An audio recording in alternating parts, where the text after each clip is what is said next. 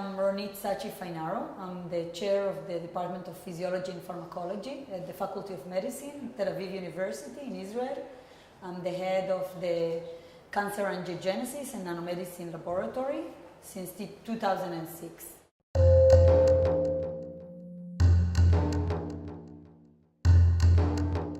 I did my undergraduate studies at the Hebrew University in Jerusalem on pharmacology and chemistry.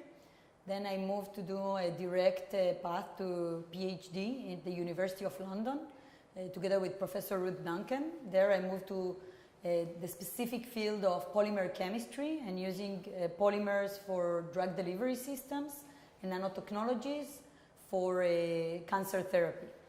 So this is the first time I was introduced to the field of nanotechnology, the fascinating field of nanotechnology, where I was really amazed that such tiny molecules for the body are considered macromolecules, are considered large, huge molecules that can be used to target specifically and selectively cancer without having any side effects on the normal, healthy tissues.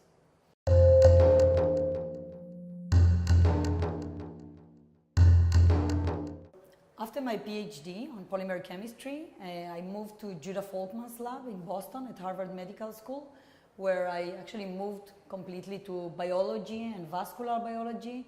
And then when I came back to Israel, to Tel Aviv University, I opened my lab. I decided that I should have a multidisciplinary lab, bearing all the backgrounds that I have together in one single laboratory. So today we have 30 people in the lab that are divided by different disciplines. About a third are chemists and engineers, third biologists, and the rest are either clinical MDs or MD students.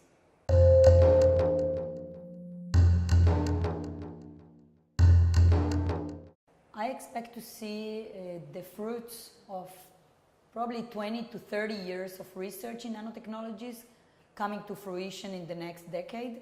I think we overcame a lot of challenges and hurdles in the synthesis and physicochemical characterization of nanotechnologies that today we can allow to advance the field and translate it to the clinic, which was quite difficult and almost impossible in previous years when we didn't have the technologies to do it properly.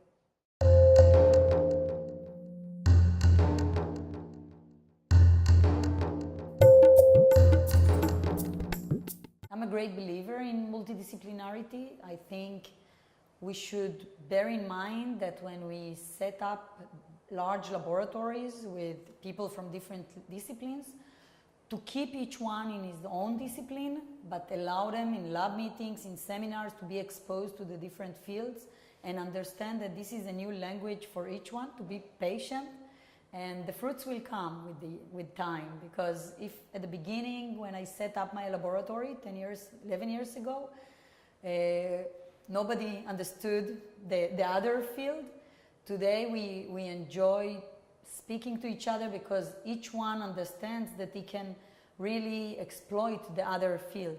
For example, the chemists understand that what they synthesize and characterize doesn't end in the chemistry, but actually can go now to the biologist, and the biologist can go back to them in a ping-pong session and get the feedback. Is it working on cancer cells, on animal studies, and then hopefully to go to the clinical part, to the medical collaborators, and move to be translated really to the clinic, because this is where we want to arrive at the end. We want to achieve that those discoveries that are real breakthroughs in the laboratory will really move the whole path from bedside to the bench and hopefully back to the bedside.